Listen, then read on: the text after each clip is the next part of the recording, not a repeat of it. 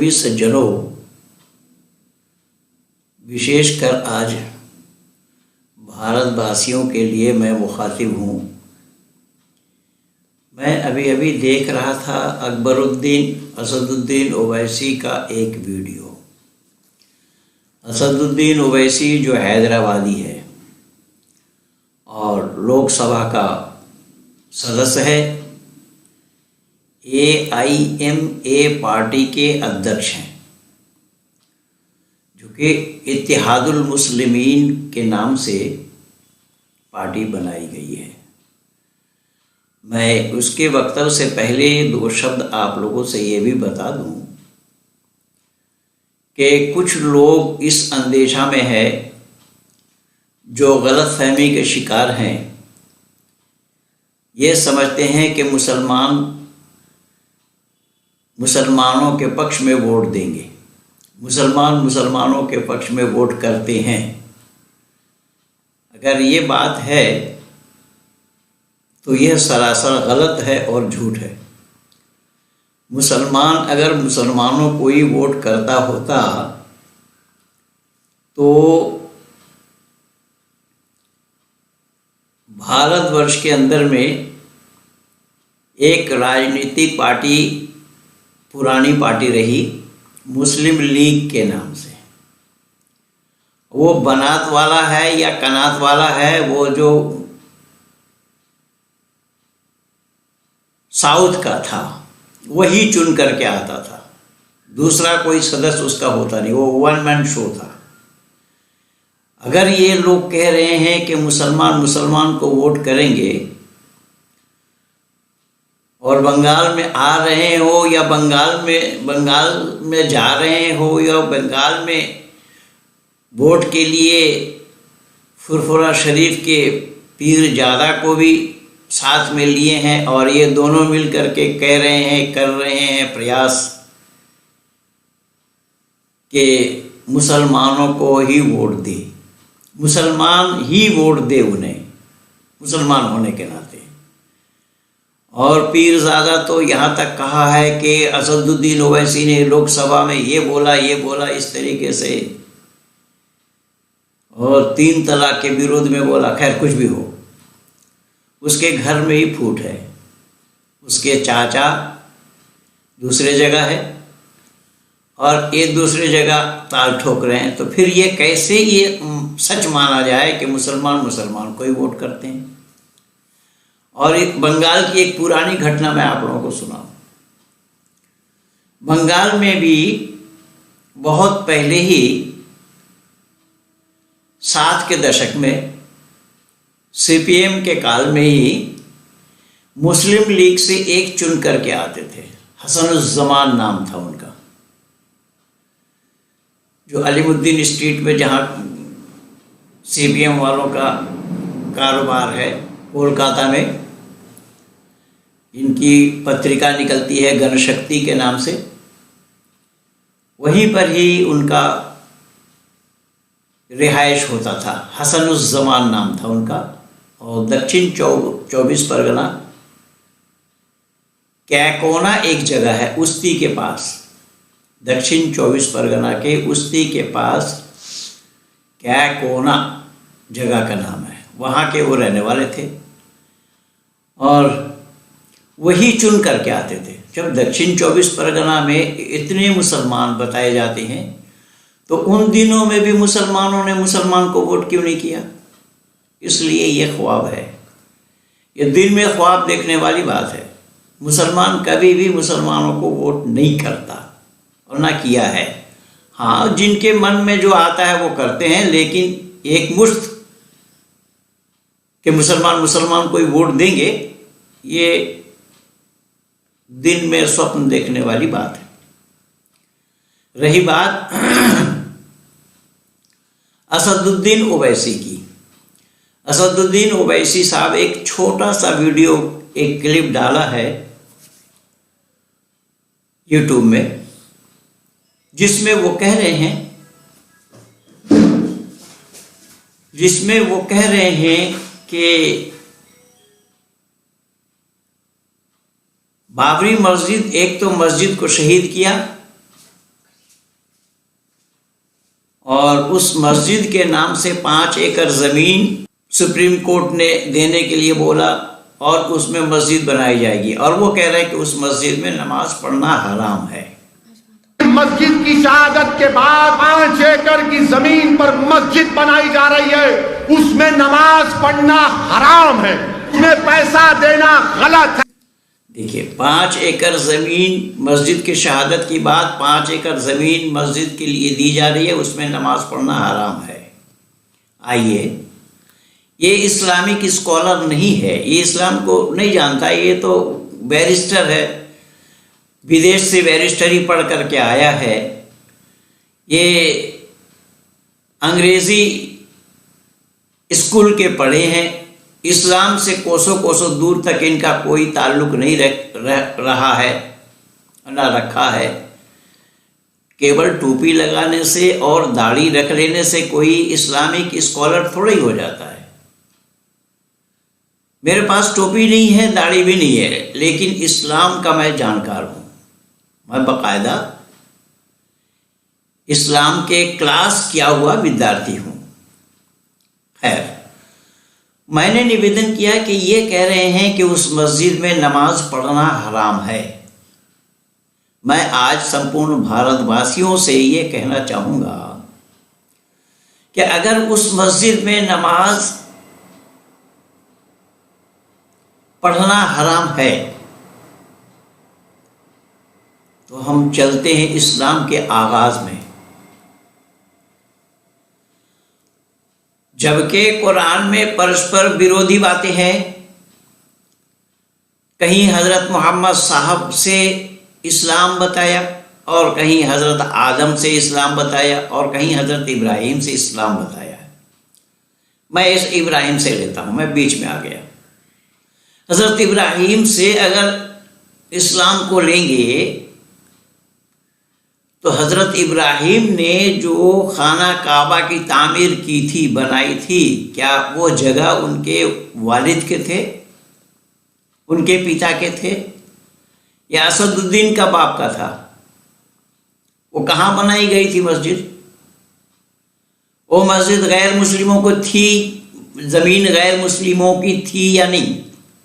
जबकि उसी इब्राहिम के पिता अजर जिनका नाम था, उस नाम में भी विवाद है। तफसीर इब्न कसीर में पाएंगे उस नाम में भी विवाद है। किसी ने कुछ नाम बताया, किसी ने कुछ नाम बताया, लेकिन ज़्यादातर लोगों ने मोहर लगाया उनके पिता का नाम अजर था। तो अजर तो मूर्तिकार थे, मूर्ति बनाते थे। फिर उनका इस्लाम का होना यह संभव नहीं। और ये बताया जाता है कि पैगंबर के पिता होने के बाद भी वो अल्लाह से सिफारिश भी नहीं कर पाएंगे अपने पिता के लिए। उसी इब्राहिम के लिए मैं कह रहा हूँ, वो अपने पिता से सिफारिश भी नहीं कर पाएंगे कि उन्हें जन्नत नसीब हो। और ऐसा ही अनेक घटनाएं हैं, लेकिन मैं लंबा नहीं करना चाहूँगा, मैं बहुत शॉर्ट में बोल रहा हूँ। उसका भी एक, तो जहाँ तक काफिरों के दिए पैसे से या काफिरों के अनुदान से ज़मीन दी गई हो, उस ज़मीन में मस्जिद बनाई जाए तो उस मस्जिद में नमाज पढ़ना हराम है, ये बोल रहे हैं उवैसी साहब। तो इब्राहिम ने जहाँ मस्जिद बनाई थी, जिसको खाना काबा कहा जाता है, जिस काबा से 360 मूर्तियों को हटाया गया, क्या वो मुसलमानों की थी ज़मीन? बताएंगे ओवैसी? ओवैसी तो क्या, इसके अब्बा तो भी नहीं बता पाएंगे, जबकि इसका अब्बा भी है भी नहीं। चुनौती दे रहा हूं मैं संपूर्ण इस्लाम जगत को, बताए वो ज़मीन किसकी थी? वो ज़मीन इनके बाप दादा की नहीं थी। उसी ज़मीन में मस्जिद बनाई गई, खाना काबा जिसको कहा जाता है, मस्जिद अल हराम जिनको कहा जाता है, कुरान में भी आया उसकी चर्चा। इब्राहिम और इस्माइल दोनों बाप बेटे ने मिलकर के उसकी तामीर की। वो ज़मीन किसकी थी? किसकी ज़मीन में बनाए वो? तो मैं निवेदन कर रहा हूं, उसी खाना काबा से, अंदर से, गर्भगृह से मकान के अंदर से 360 मूर्तियों को तोड़ दिया गया। 360 मूर्तियों को तोड़कर या हटाकर वहां से निकालकर तब उस मस्जिद बनाई गई, मस्जिद की नाम रखी गई, मस्जिद नाम दिया गया। तो वो किसकी जमीन थी? असदुद्दीन ओवैसी ने खरीदा था, इनके बाप दादाओं ने खरीदा था उसे। तो उस मस्जिद में नमाज पढ़ना, और हज के लिए तुम जाते हो तो पता नहीं है अभी हज करके आया कि नहीं, क्या है इसकी जानकारी मुझे नहीं है।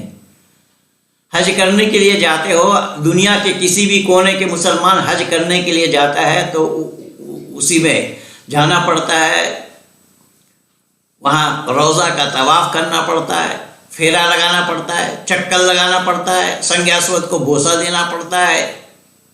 ये सारा काम हो रहा है वहाँ पर। तो फिर किस मस्जिद में नमाज पढ़ना चाहते हो? तो कौन सी ऐसी मस्जिद बनी है जो मुसलमानों ने खरीद करके बनाया? चलो तुम चार मीनार ले लो, हैदराबाद, तुम हैदराबादी हो, उस चार मीनार को बताओ, चार मीनार ने तुम्हारे बाप ने खरीदी थी वो जमीन? वो किसकी जमीन है? किसकी जमीन पे बनाई गई वही मक्का मस्जिद तुम्हारा? लेकिन बात यह है कि मैं आप लोगों को यह विश्वास दिला रहा हूं कि कुरान में अल्लाह ने क्या कहा। अल्लाह ने जिक्र फरमाया, लैसल बिर्र अन तुवल्लू वुजूहकुम क़िबलल मशरिक़ वल मग़रिब फ़अयनमा तुवल्लू फ़असम्मा वजहुल्लाह इन्नल्लाह समीउन अलीम। अल्लाह ताला ने जिक्र फरमाया है सूरह बकर के अंदर में कि लैसल बिर्र अन तुवल्लू वुजूहकुम क़िबलल मशरिक़ वल मग़रिब, कि नमाज पढ़ते समय तुम्हारा रुख, तुम्हारा पेशानी पूरब के तरफ हो या पश्चिम के तरफ। अगर तुम्हारी नीयत में खुलूसियत नहीं है, नीयत साफ नहीं है, तुम्हारे दिल के अंदर में बुग़्ज़ और किना भरा हुआ है, ईर्ष्या और द्वेष भरा हुआ है, तुम्हारा वो नमाज कुछ भी काम आने वाली नहीं। ये मैं नहीं कह रहा हूँ, कुरान कह रहा है। और जिस कुरान को ये कलामुल्लाह मानते हैं, और मैं तो सीना ठोक करके बोला हूँ कलामुल्लाह सिद्ध करके दिखाओ, कोई आज तक आया नहीं और ना आना संभव है, क़यामत तक समझ दे रखा हूँ। खैर, ये है इस्लाम के लिए बताया गया है कि तुम्हारा नीयत अगर साफ नहीं है, नीयत में कुलूषित है, और नीयत इनकी साफ होगी कहाँ से? हज़रत मोहम्मद साहब का भी सीना चाक करके, कल्ब को धो करके, आत्मा को धो करके तब सिला गया, क्योंकि आत्मा उनकी भी साफ नहीं थी। मैं नहीं कह रहा हूं, इनका इतिहास कह रहा है। और जबकि होता है विचार, वो विचार होता है दिमाग में, पर दिमाग को अल्लाह को भी पता ही नहीं है ना। दुनिया भर के मैं चुनौती दे रहा हूं। जाकिर नाइक कह रहा है कि 80% साइंस है, तो साइंस का 100 नहीं है यहां कुरान में। विचार होता है दिमाग का, तो संकल्प और विकल्प होता है मन का। अब मन क्या है ना अल्लाह को पता, ना अल्लाह वालों को मालूम। इसलिए अल्लाह ने खुद कहा है कुरान में, लैसल बिर्र अन तुवल्लू वुजूहकुम क़िबलल मशरिक़ वल मग़रिब, नमाज पढ़ते समय तुम्हारा चेहरा, तुम्हारी पेशानी पूरब के तरफ हो या पश्चिम के तरफ। अगर नीयत साफ नहीं है, नीयत में खुलूसियत नहीं है, मन साफ नहीं है, अंतरात्मा में परिष्कृत नहीं है अंतरात्मा तुम्हारी, वो नमाज कुछ भी काम आने वाली नहीं है। तो जमीन लेकर के क्या करोगे? नीयत को तो साफ करो पहले। नीयत तुम्हारी साफ है नहीं। अगर तुम नीयत साफ रखते होते तो भारतवर्ष के अंदर में मुसलमानों के नाम से राजनीति करते, मुसलमानों को इकट्ठा करने के लिए, वोट मांगने के लिए निकलते, तो ये संभव नहीं था। एक हवाला दे करके मैं विराम दे देता हूं। ये तो अल्लाह की बात हुई, मैं हदीस का एक प्रमाण दे रहा हूं। जब हजरत फातिमा, जो हजरत मामा साहब की लड़की थी, उनका निधन हो गया, देहांत हो गया, वो फौत हो गई, तो उनके जनाजा लेकर लोग कब्रिस्तान पहुंचे। अबू ज़र गफ़ारी नाम का एक सहाबी था, वो कब्र की तरफ मुखातिब होकर के कहा, या कब्र अतदरी मिनल्लाह जेना बिहा इलैका हाज़ी बिन्तु रसूलिल्लाह हाज़ी ज़ौजतुन अली इल मुर्तज़ा हाज़ी उम्मुल हसन वल हुसैन हाज़ी फातिमा ज़ुहरा। अबू ज़र गफ़ारी ने कब्र के तरफ मुखातिब होकर के बोला, कब्र को मीन करके, कब्र को निर्दिष्ट करके बोला, है कब्र, क्या तुम्हें मालूम है हम किनका जनाजा लेकर के आए? हज़रत मोहम्मद की लड़की है, हज़रत अली करमुल्ला वजहू की अहलिया है, धर्मपत्नी है। इनके 2 लड़के हसन और हुसैन नाम है, इनका नाम है फातिमा ज़ुहरा। और फातिमा के लिए बताया जाता है कि जन्नत की बीवियों में सबसे अव्वल नंबर होगा। लेकिन बंधु, कब्र ने क्या बोला? कब्र ने कहा, अना मौज़ू हसबिन वला नसबिन इन्नमा अना मौज़ू अमलिस सालिह फला यंजु मिन्नी इल्ला मन कशरा खैरुहु व सलमा क़ल्बुहु व खलस अमलुहु। ऐ अबू ज़र जान रखो, कब्र हसब नसब को देखता नहीं है, कब्र किसी के वंशावली को नहीं देखता है, कब्र तो नेक अमल को ही देखता है। कब्र नहीं देखता किसकी लड़की है, किसकी पत्नी है, किसके माँ है, किसके बेटी है, ये नहीं है। कब्र देखता है नेक अमल को। नेक अमल जिनके पास हो, कब्र उसी नेक अमल के साथ ही उनके साथ व्यवहार करेंगे, बर्ताव करेंगे। अगर अमल नेक नहीं है तो कब्र बताया जाता है कि इस तरीके से मिट्टी दोनों तरफ से भींच दिया जाएगा, मिट्टी इकट्ठा हो जाएंगे और उसके बीच में मुर्दा। जबकि मैं दुनिया वालों से ये भी बताना चाहता हूँ कि अबू ज़र गफ़ारी ने अगर कब्र को मीन करके बोला, कब्र को निर्दिष्ट करके बोला, कब्र जड़ है, मिट्टी है, उससे जवाब लेना संभव नहीं है, ये इस्लाम वालों को पता ही नहीं। और हदीस मान दिया कि कब्र ने ये जवाब दिया। कब्र से जवाब लेना संभव है क्या? कब्र जड़ है या चेतन है? तो ये भेद मैंने आप लोगों को दिया कि ये जो बोल रहा है ओवैसी बिल्कुल बकवास कर रहा है। और बंगाल के मुसलमानों से वोट मांगने की बात जहाँ तक आ रही है कि बंगाल के मुसलमान उनको वोट देंगे, ऐसा नहीं है। और उसका हवाला मैं दिया कि पहले भी जब मुस्लिम लीग को वोट सब मुसलमान नहीं देते रहे भारत में, एक ही चुन करके आता था लोकसभा सदस्य। और बंगाल में भी कभी बंगाली सारे मुसलमानों ने मुस्लिम लीग को वोट नहीं दिया, एक ही सदस्य चुन करके आया जिसका नाम भी मैं बता दिया हूँ, उसका घर भी बता दिया हूँ। हसनुज़्ज़मान नाम था उनका, एक ही चुन करके आया बंगाल का। तो कहने का था उस समय जब विनोबा भावे जब गौरक्षा के खिलाफ आंदोलन चला रहे थे ना, उस घटना में उस समय चश्मदीद था। मैं उन दिनों में बंगाल में ही था क्योंकि मेरा जन्मस्थली बंगाल है।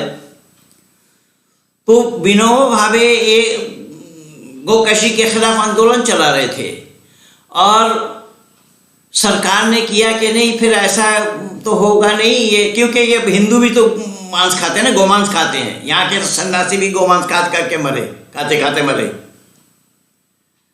तो मैं क्या बताऊं।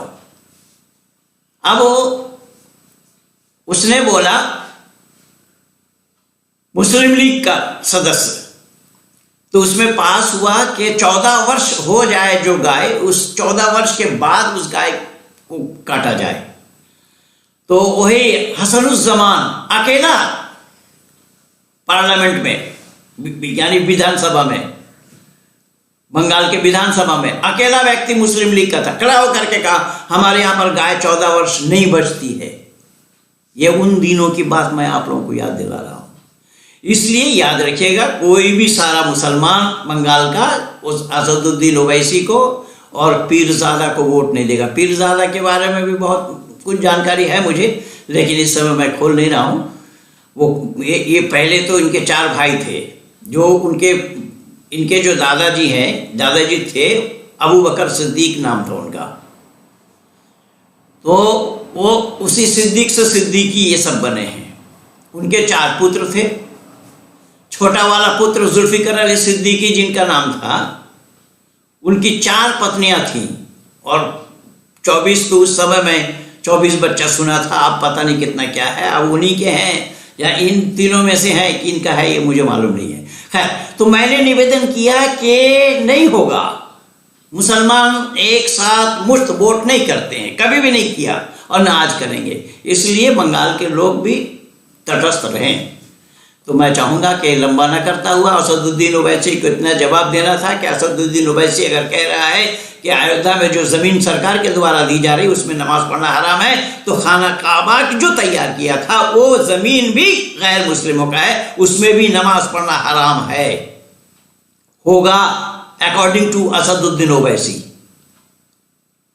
अगर इस मस्जिद में नमाज पढ़ना हराम होगा तो उस मस्जिद में नमाज पढ़ना जायज़ क्यों और कैसे हो जाएगा? जिस खाना काबा से 360 मूर्तियों को निकाल करके उस मस्जिद की इजाद की गई।